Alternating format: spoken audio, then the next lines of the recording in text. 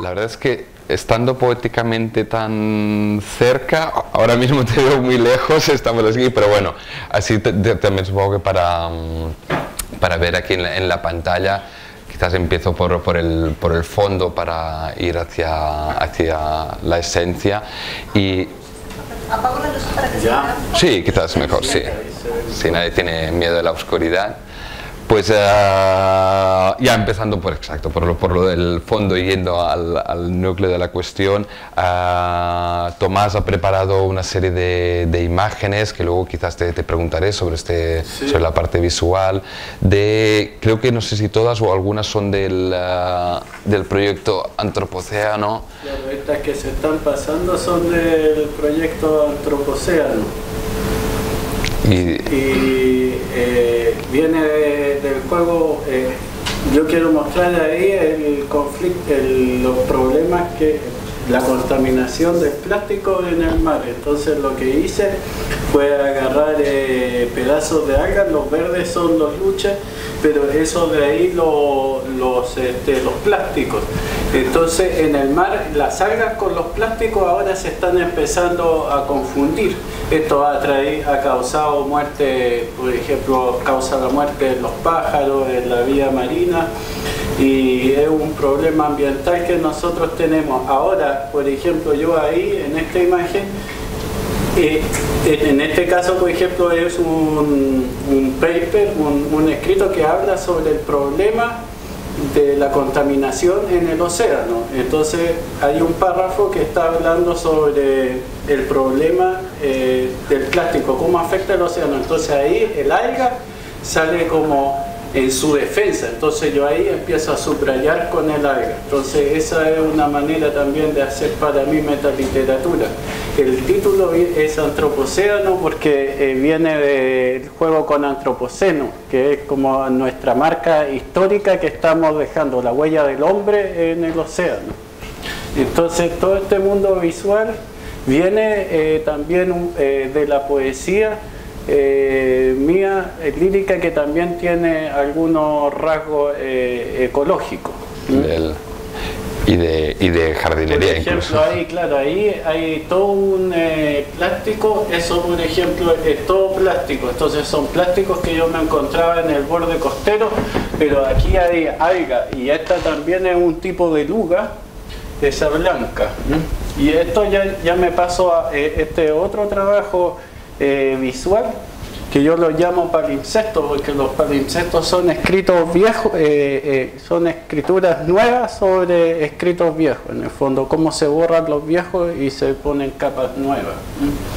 Y ahí también está mi escritura que vamos a leer ahora, que no en la parte visual, pero sí en la parte lírica.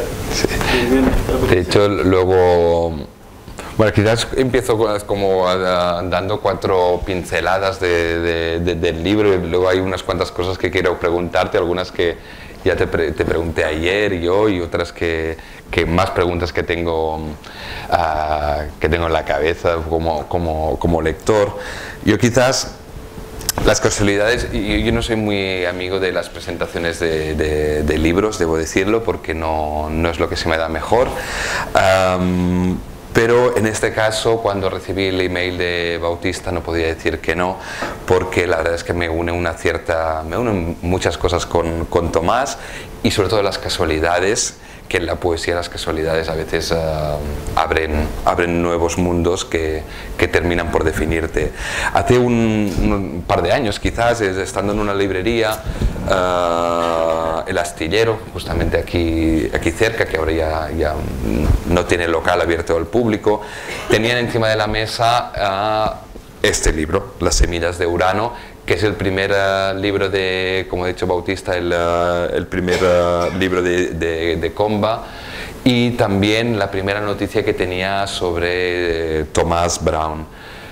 Por otro lado, se daba la circunstancia de que hacía unos años había descubierto el primer Thomas Brown de la historia de la literatura, que era un escritor inglés del siglo XVII, un escritor muy importante, pero seguramente por el tipo de literatura, que era una literatura digamos, que no era ni novela ni poesía, era algo así como ensayo y una mirada sobre el mundo, un intento de poner orden en el mundo.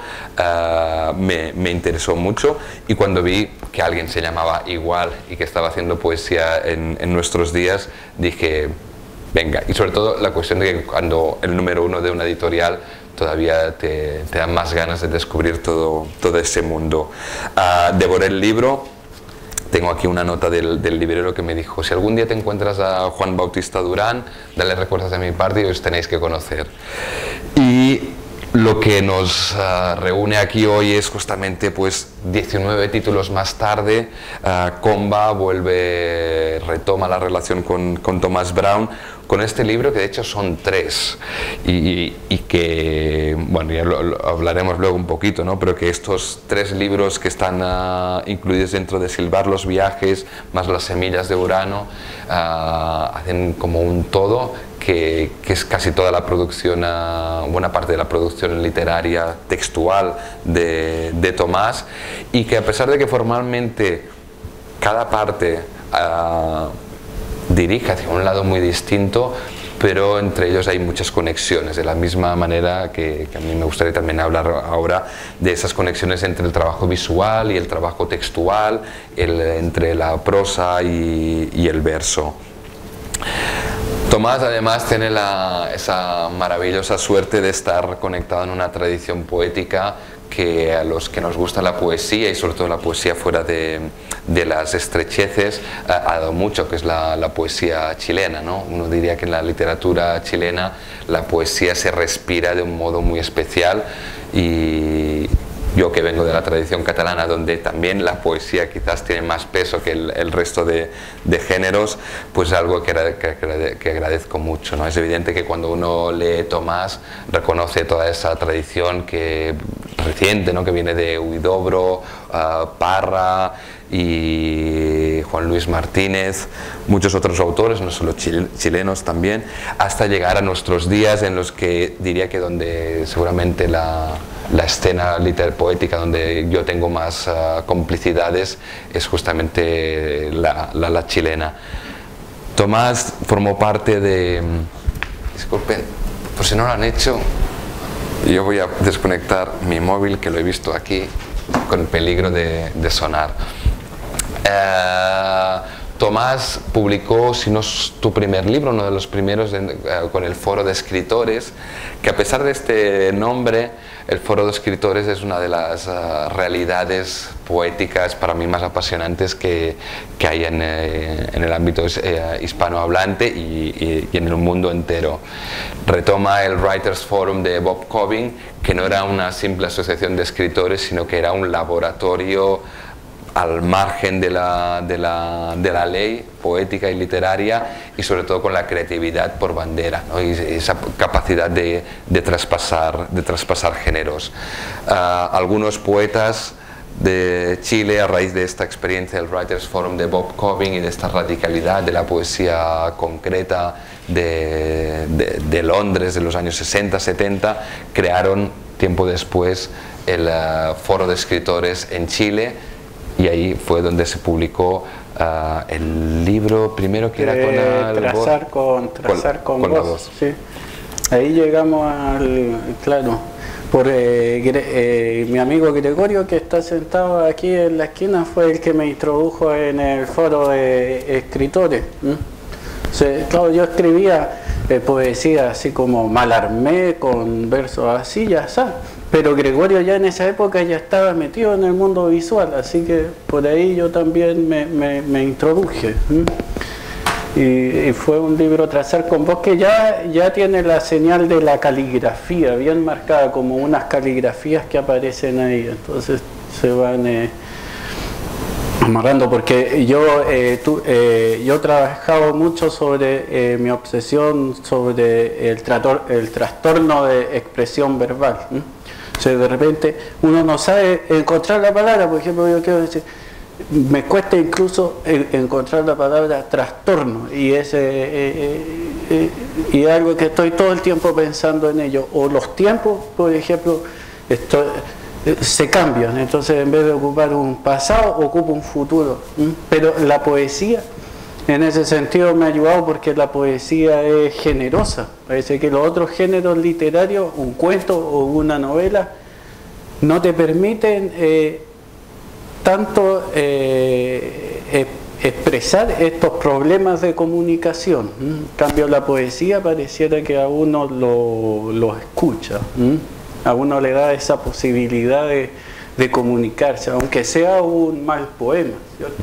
Entonces, todos tenemos esa posibilidad de escribirlo y mostrar. Entonces, eso me gusta también, esa ingenuidad de la poesía, y por eso que mi escritura va bastante vinculada a esa ingenuidad, y la palabra es la que hace el tema, no como en un cuento o en una novela donde tenemos el tema, la idea, y de esta idea se van desprendiendo las estructuras y queda una cosa armada, una caja. No, en mi caso es que yo voy, por ejemplo, cuando empezaba escribiendo, iba palabra a palabra y de repente se construía un mundo. Y después, tiempo después, cuando lo leía, claro, y decía algo significativo. Pero es también con esta idea justo que aparece acá, de los palimpsestos que se van uniendo capa y capa y capa y capa y capa, y al final tampoco es algo, por lo mismo nunca es algo como directo lo que se dice, no es como no es un sentimiento así que clave al corazón, ¿no? De hecho, hay dos cosas que aparecen recurrentemente en tu poesía. Una es la que decías de esa dificultad para encontrar la palabra, o yo diría también como forcejeo con la palabra, que en el fondo es algo muy inherente y esencial en la poesía, que en tu caso cobra aún más sentido porque es un forcejeo que también intentas llevar la palabra a otros ámbitos, experimentar dentro de una tradición, ya no solo de una tradición más clásica, sino también desde las vanguardias. Y por ejemplo, en Silbar los viajes, en toda la primera parte hablas mucho, ¿no?, de esto, de cómo no solo encontrar las palabras, sino incluso enfrentarte a ellas y a esas limitaciones, que son unas limitaciones que a veces no tenemos presentes, pero que las hay en el lenguaje. Y la otra cuestión que también es como está muy presente es la del palimpsesto, ¿no?, que también hay muchos, bueno, aparte de que hay dos secciones que se llaman igual dentro del libro, claro, los palimpsestos, todo el trabajo que también me gustaría que hablaras de este tipo de palimpsestos visuales con los palimpsestos literarios, porque hay todo un trabajo, sobre todo en la parte central del libro, sobre los referentes, sobre la tradición literaria, y con lo cual a veces uno tiene la sensación que es decir, que evidentemente la poesía, yo siempre lo defiendo, ¿no?, es una poesía nunca... Estamos siempre diciendo lo mismo, con maneras que van cambiando dependiendo de la época y de la tecnología, pero al final siempre es un palimpsesto, y en tu caso eso es evidentísimo. No sé si siempre hay como esa idea de no originalidad o esa conciencia de estar reescribiendo siempre el mismo poema, o viene por una cuestión de la tradición que necesitas como procesar por tus canales. Digamos, ¿qué papel o qué idea esencial ocupa el palimpsesto? Claro, yo también lo pensé en algún momento, pensé que eran intervenciones. Entonces, por ejemplo, yo me aferraba, por ejemplo, a textos clásicos. Por ejemplo, El Quijote, Romeo y Julieta de Shakespeare, qué sé yo. Pero en parte era eso porque es una tradición que yo quería mostrar ahí en mi lectura, que son tradiciones que en realidad a mí como sudamericano me quedan lejos. Entonces a mí en el colegio me enseñan El Quijote, y El Quijote como experiencia cultural, y no solo en la imagen de ir a recorrer aquí Castilla, sino como legado es muy lejos. Entonces me queda más cerca me quedaría más cerca, por ejemplo, los quipus de los incas, pero los quipus de los incas en la escuela no lo veíamos, en cambio sí veíamos el Quijote. Entonces yo empecé a trabajar sobre estos textos, pero interviniéndolos, pero no interviniéndolos de una manera intelectual, sino con la poesía que yo ya traía, con la que yo ya traía antes. Entonces yo llamo que ahí se llama un palimpsesto porque tengo este escrito viejo. Entonces este escrito viejo yo lo raspo un poco y no alcanza a desaparecer del todo y pongo lo mío nuevo. Pero las referencias siguen naturalmente presentes y sobre eso puedo volver a poner otra capa que yo estime conveniente. Y por eso que se van armando ahí hay como una historia también del poema que yo... Y también, claro, ahora cuando hablabas que ayer también lo comentamos con esa cosa del Quijote, claro, los que nos hemos educado al otro lado del Atlántico, tenemos mucho la imagen de la Mancha y es fácilmente, y uno no piensa en la distancia que puede provocar a alguien que habla tu mismo idioma, pero que el referente paisajístico incluso es otro distinto. Y antes que hablaba un poquito de algunos autores chilenos, tú llevas ya unos años viviendo entre Australia, Noruega, has dado como casi la vuelta al mundo viajando. Y no sé si si tus referentes son poéticos, sobre todo teniendo en cuenta tu amplitud, ¿no? Desde la experimentación, la visualidad, a lo más clásico de la metaliteratura. Un poquito como hacer un dibujo, una cartografía de tus referentes, ¿no? La poesía chilena para mí es fundamental, pero no sé si hay otros autores. También ayer hablábamos de gente como Ian Hamilton Finlay, con todo el gusto por el paisaje y la visualidad. Claro, ahora sí que me entran los problemas de expresión verbal. Bueno, hablar de los referentes siempre es lo que más cuesta. O si quieres de otro modo para facilitar. Unos referentes así sudamericanos. Como de niño, sobre todo pensando que, no sé si, me imagino que quizás habrá gente que no habrá leído el libro, que lo tiene a medias, como esa cartografía a veces como para situar, ¿no? sin querer ser canónico, bueno, pero algunos de esos referentes que permiten como ubicarte o...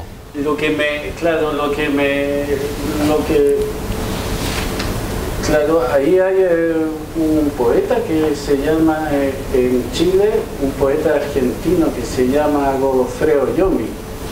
Godofredo Yomi era un poeta más de escritura de la palabra y toda su escritura quedaba plasmada como por el gesto de la oralidad.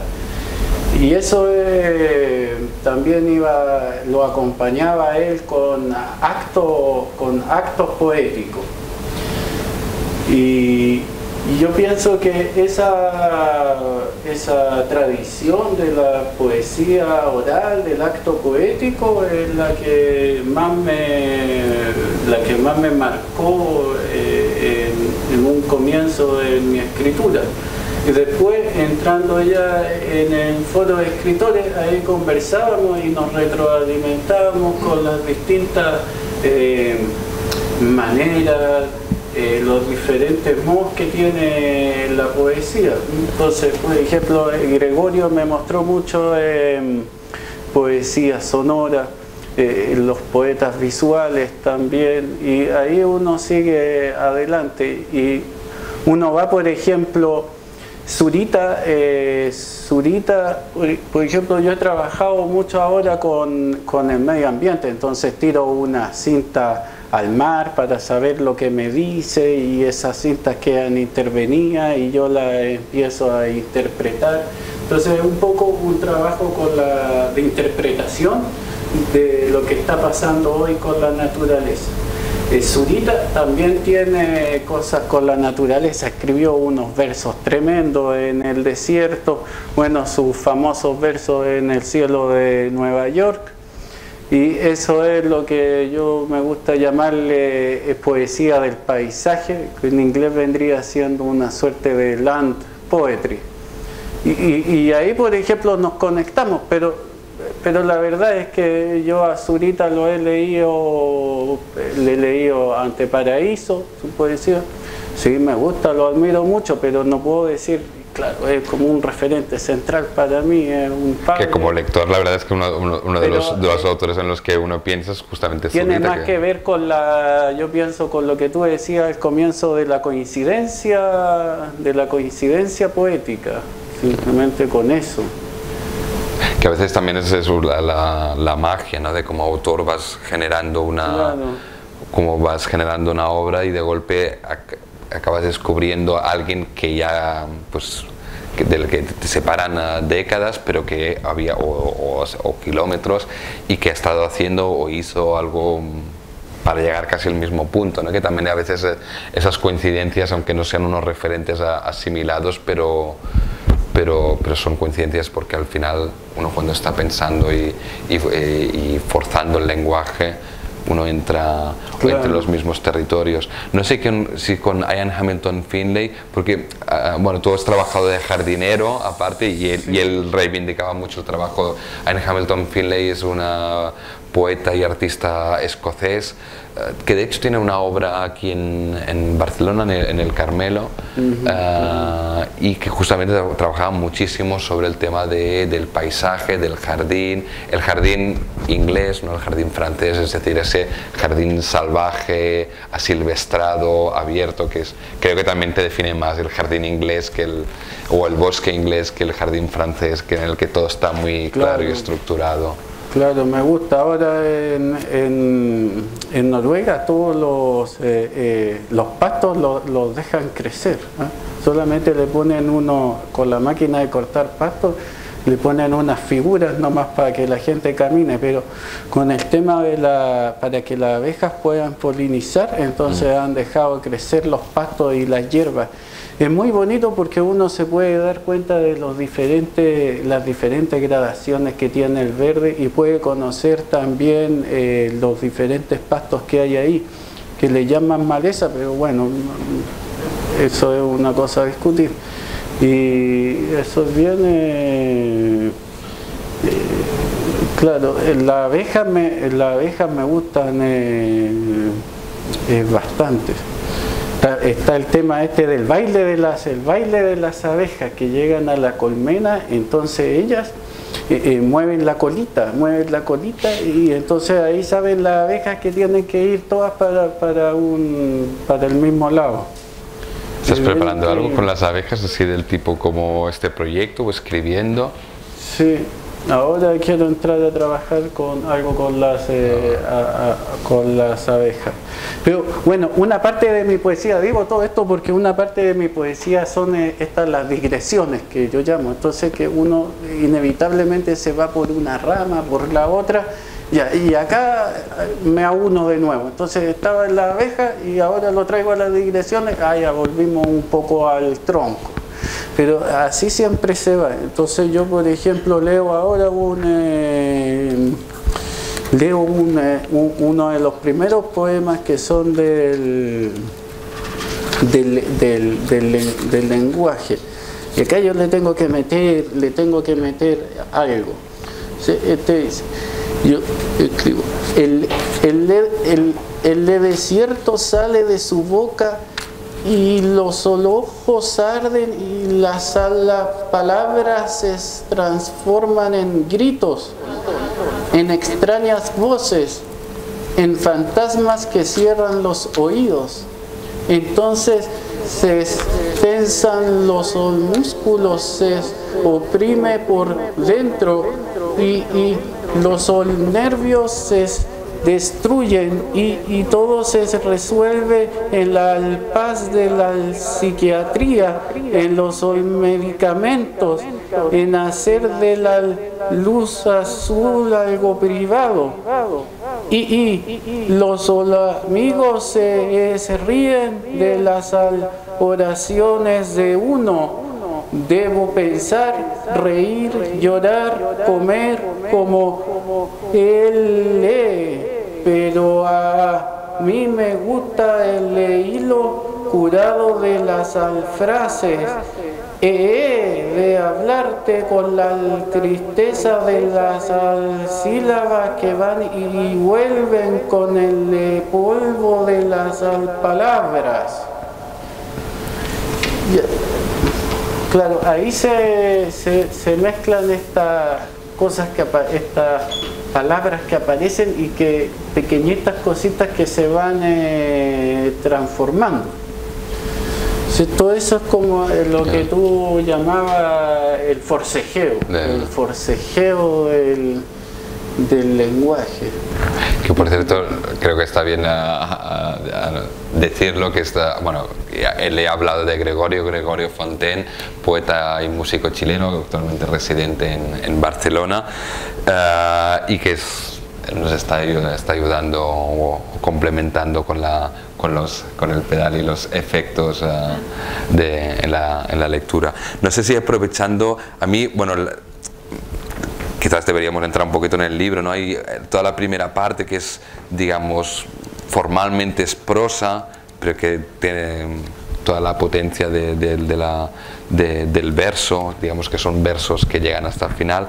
No sé si quieres leer alguno más, que justamente toda esta parte, porque aparte de toda esta parte en prosa, ¿no? Que empiezas con la idea de la imposibilidad o la dificultad de la palabra y vas yendo hacia el amor, que es al final todo lo que te ha movido. Me gustaría leer un par más. Si puede ser, que es como estas ganas son ganas de expresarse. No sé, hay algo, no sé, no urdía las sílabas, un drácar con un torrot. Tampoco ciertas letras, decía tacatorrot, a todo respondía con un K. Es un asterisco. Que ganas de volver a proferir ese K, en razón de no dar más explicaciones, en razones de que no me escuchen quienes no me quieran escuchar. La instrucción del dedo índice no significaba nada para mí hasta que llegó el aporreo. Desde entonces todo se llenó de falso aprendizaje y los significados de niño se ocultaron, pero apareció como revolución copernicana la destinación del lenguaje, la resistencia de la palabra. Las palabras tienen su experiencia en el ojo, y el ojo en la luz azul que lo traiciona. El polvo confina el antebrazo a la cara, con lengua ciega, pero fértil para señalar la vida oscura. Las palabras tienen su experiencia en el ojo, y el ojo en la oscuridad que lo ama, porque él teme. Esta primera parte del el libro, creo que ya lo hemos dicho, son tres libros, ¿no? Excursión a los sucesos, que es esta primera parte. luego otra donde hay palimpsestos y digresiones, que es Cuidador de indicios, y finalmente el de silbar los viajes, que es la tercera parte. Para mí son tres, aunque son tres mundos muy conectados, pero son tres poemarios con una, no sé, con un peso, con una color, o con una no, a priori bastante distinto. Sé que para tú forman un todo junto con las semillas de Urano, pero te quería preguntar sobre justamente las diferencias y las conexiones entre los distintos libros, y el hecho de que hay dos de los tres libros que ya se habían publicado en Chile, si no me equivoco, y que al menos uno, ya empezando por el título, ya cambió un poco digamos, los cambios respecto a las otras versiones publicadas, ¿no? de los poemarios, pero sobre todo como cuáles son los vasos comunicantes entre los distintos poemarios, por qué los has querido reunir en esta edición, y también lo que los aleja, ¿no? Como lo que para ti a veces los libros que son los hijos nunca salen como uno quiere, igual que los hijos afortunadamente nunca salen como uno planea. Sí. Bueno, lo que nos va, lo de los tres libros, Bautista, el editor, ahí tiene el ojo y la mano, pero en lo personal, el primero es bastante con lo que yo señalaba al comienzo, que la palabra hace el tema, entonces eso hace que existan muchas digresiones, pero estas digresiones después tienen que seguir, avanzan y avanzan, como que se superponen sobre estos otros textos, que son el cuidador de inicio, porque el cuidador de inicio llega a una parte que son como que habla harto sobre las referencias culturales, las tradiciones y todo eso. Entonces ahí uno va poniendo estas digresiones sobre eso que forma lo otro. Y el tercero es la continuación del proyecto de cuidador de inicio.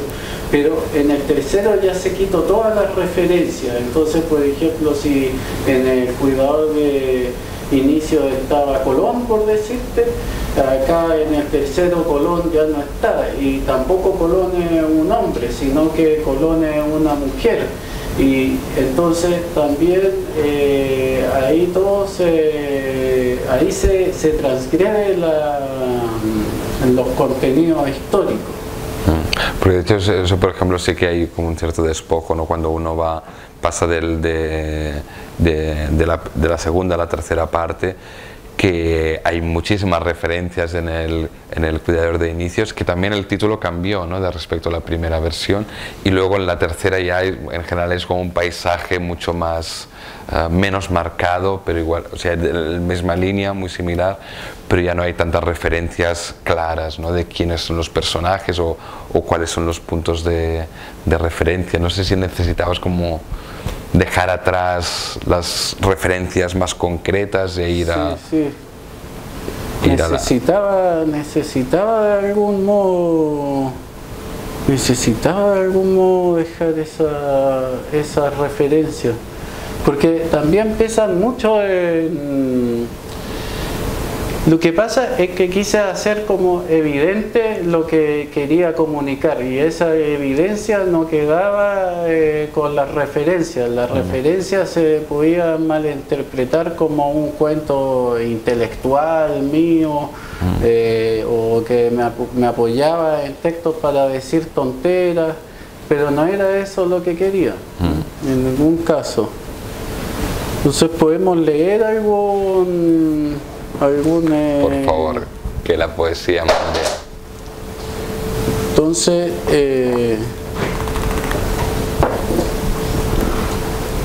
acá vamos a leer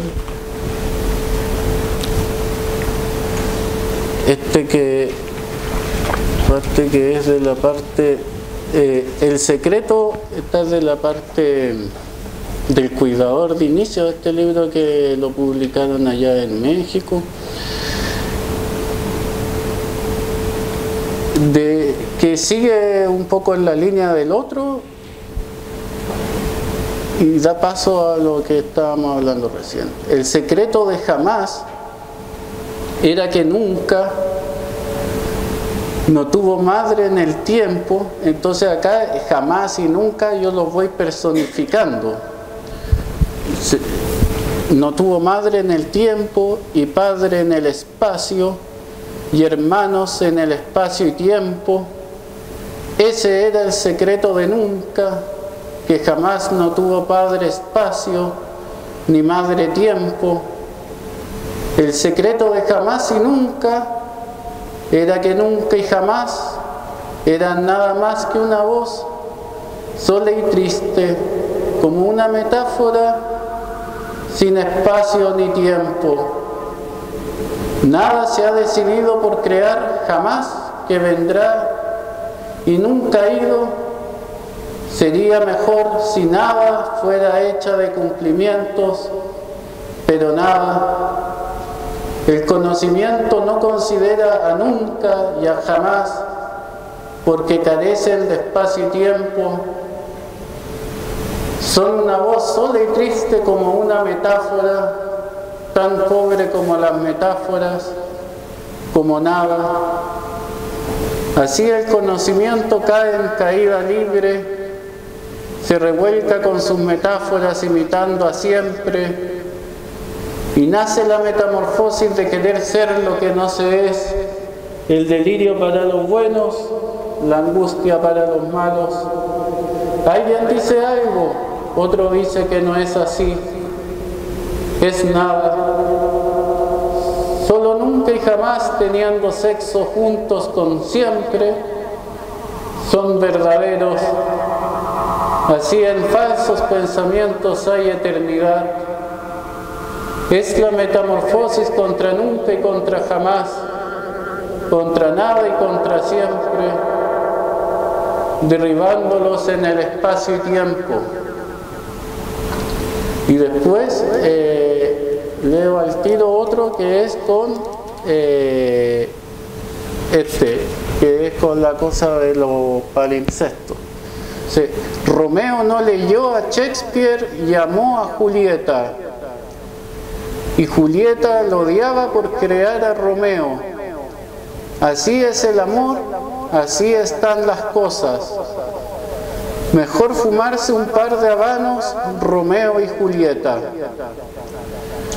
De nada sirven los argumentos. Ningún camino conduce a Roma.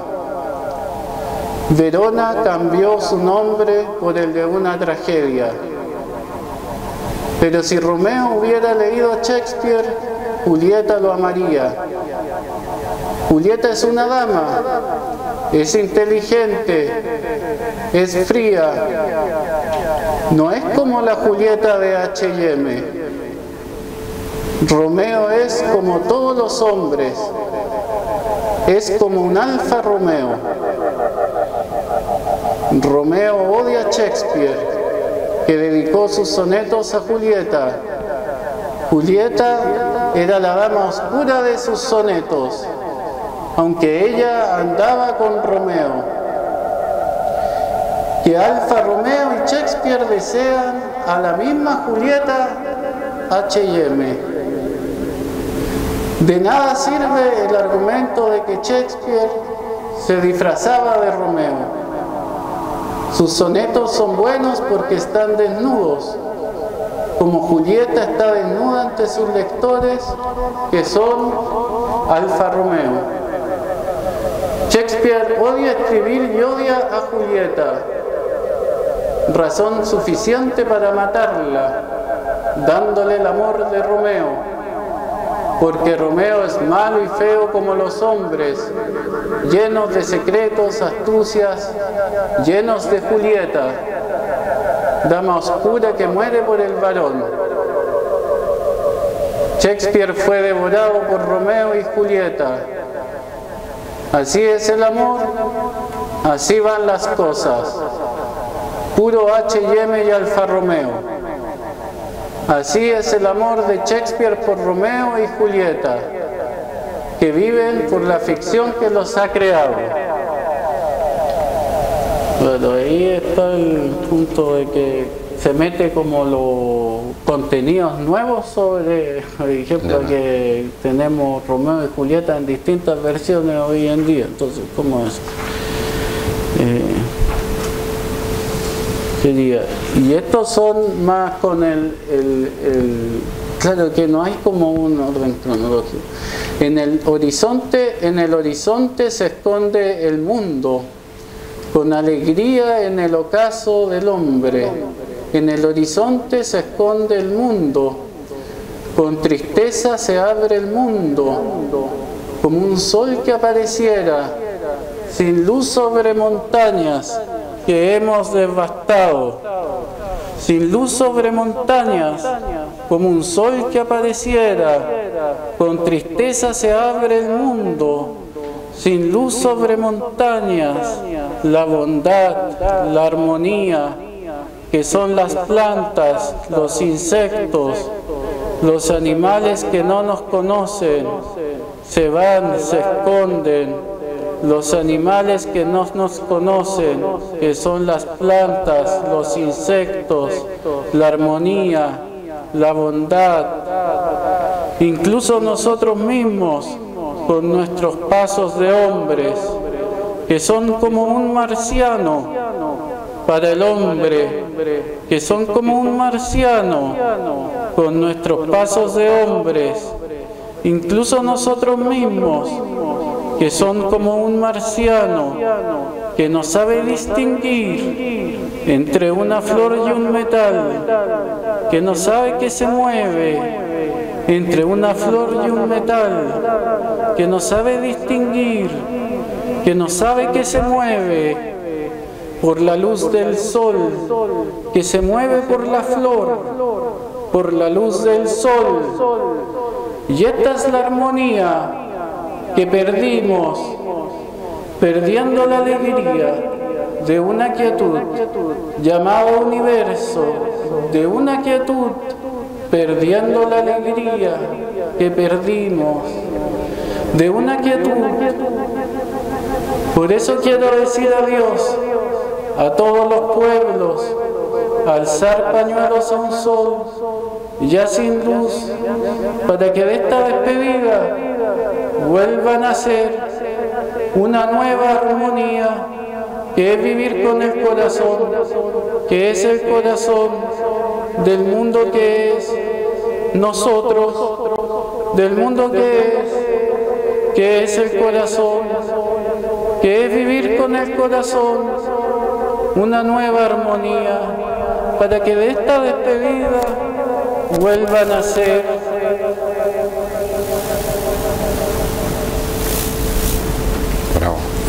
Eso es el cuidador de inicios del segundo, como 3 poemas ahí del libro, que son como las 3 partes también que tiene. No me queda así, como sin palabras iba. Creo que poco puedo añadir. A mí la verdad es que me gustaría, bueno, evidentemente creo que abrir, si alguien quiere preguntar o comentar algo con Tomás, ya que lo tenemos aquí. Y por mi parte tengo unas cuantas preguntas, porque podemos seguir conversando después con alguna cerveza. Pero te pediría eso, por un lado el público, no sé cómo vamos de tiempo, me imagino que ya hay que... Vale, pero bueno. Vale, pues me gustaría eso, que si alguien tiene alguna pregunta o algún comentario, es un buen momento para levantar la voz y la mano. Y voy a empezar, ya como lo decía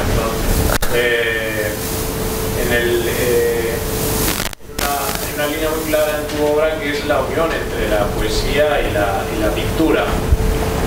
quizá podrías explicarnos cómo trabajas eso, en qué medida el poema, trabajas el poema como pictórico y la cultura lleva al poema y al verso. Sí,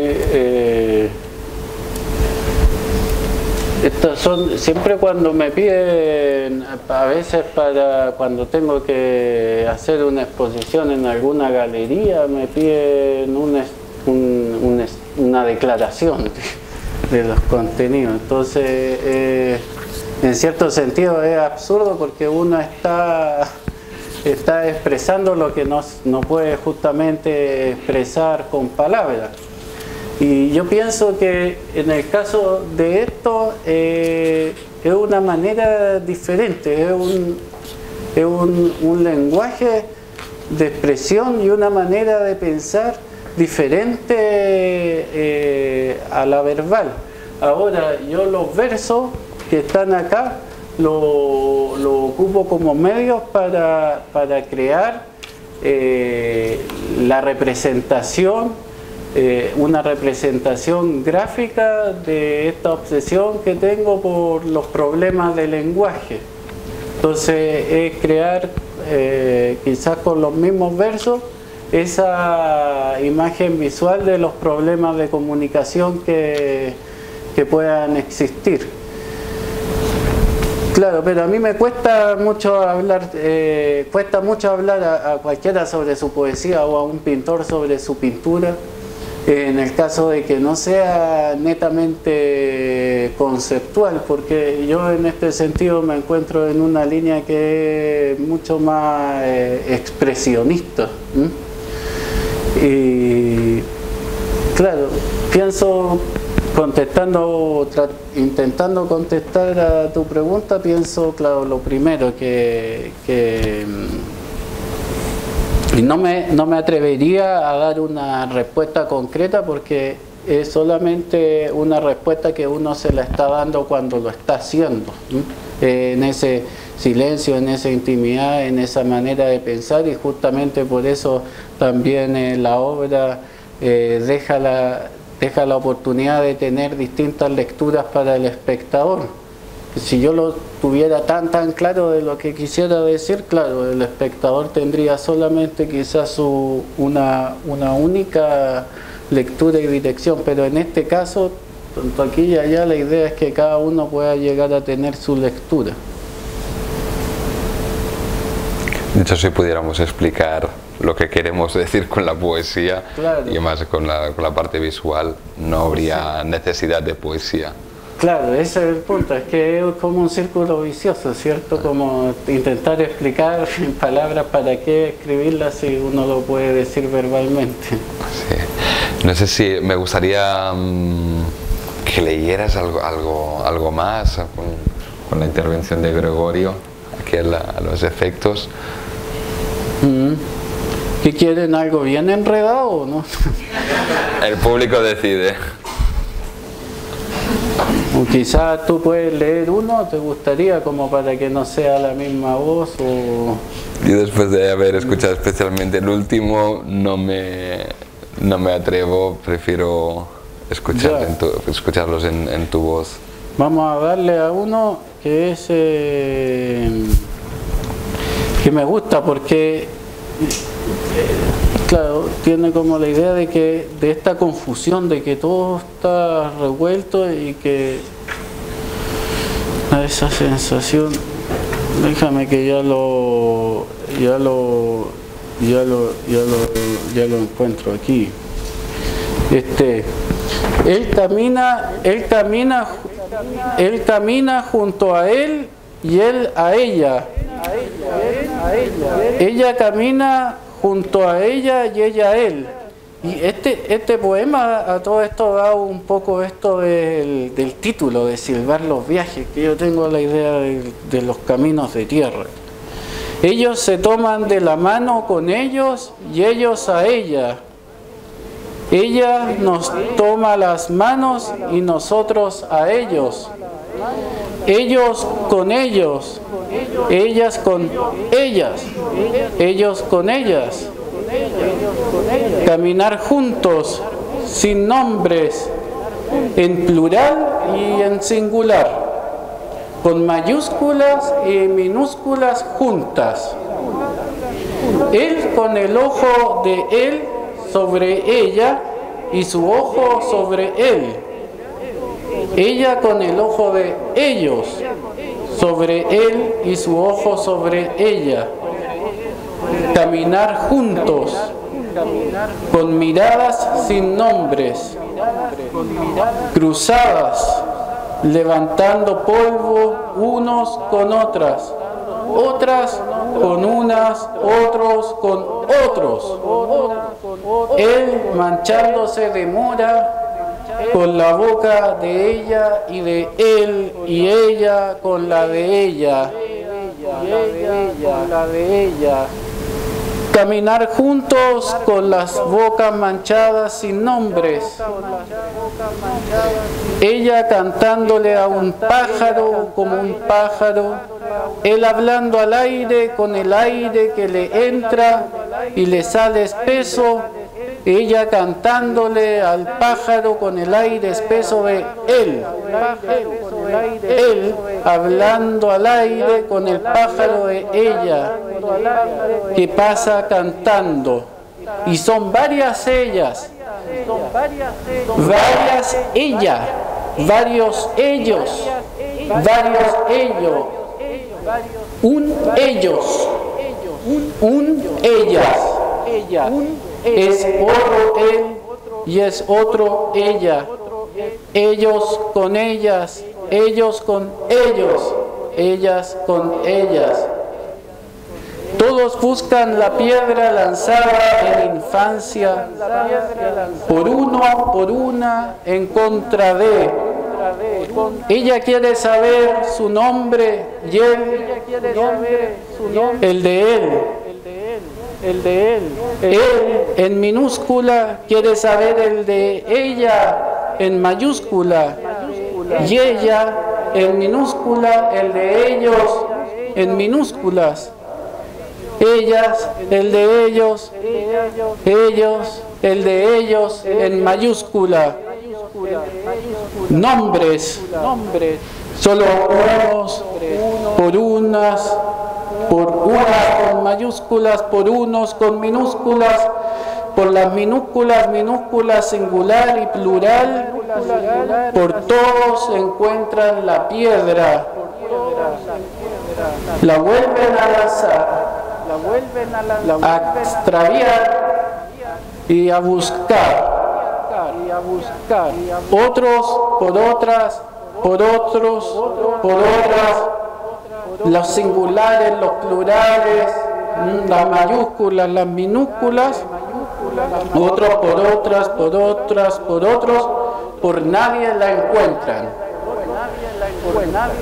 Juntos va sin nombres, con un dónde, en busca de un dónde. Claro, y eso es como así que es como va como el título del libro. Muchas gracias.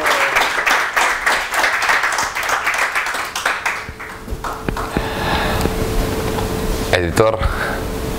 Antes que, claro, bueno, yo quiero agradecer la generosidad de todos ustedes de estar acá con el oído abierto.